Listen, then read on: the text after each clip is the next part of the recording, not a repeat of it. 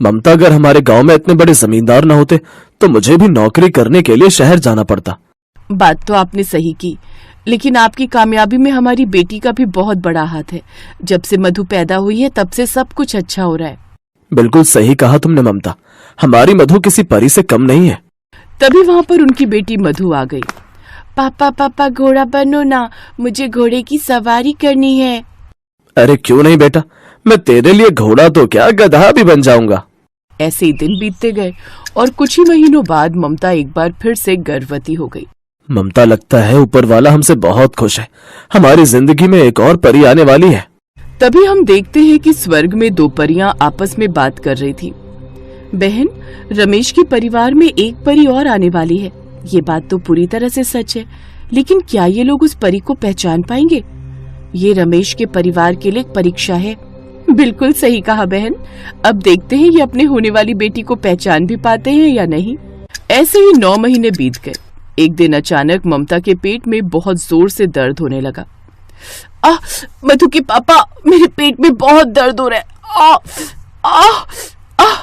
तभी रमेश भागकर ममता के पास आया। पापा, मम्मी का पेट इतना फूला हुआ क्यों है? लगता है इन्होंने कुछ ज्यादा ही खा लिया है। नहीं बेटा ममता, मैं जल्दी से काकी को बुलाकर लाता हूँ, लगता है डिलीवरी का समय आ गया है।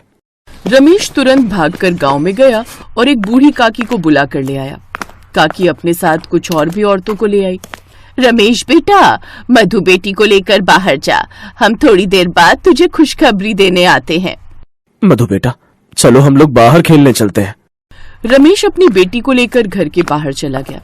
अंदर काकी ने उन औरतों के साथ मिलकर ममता की डिलीवरी को अंजाम दिया। थोड़ी देर बाद काकी बाहर आ गई। रमेश बेटा, तू एक और बेटी का बाप बन चुका है, मुबारक हो। वो औरतें वहां से चली गईं। रमेश अपनी बेटी को लेकर बहुत खुशी खुशी घर के अंदर पहुंचा, लेकिन अपनी नवजात बेटी को देखकर उसका मुंह बन गया, क्योंकि उसका रंग बहुत काला था।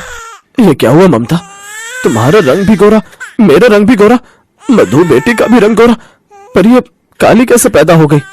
मधु के पापा, काले गोरे से क्या होता है? जो भगवान की मर्जी होती है वही होता है ना। काली तो रात भी होती है, लेकिन रात से हम लोग नफरत थोड़ी करने लगते हैं। ममता, मैं तुझे बहुत सीधी सादी औरत समझता था, पता नहीं ये किसका पाप है।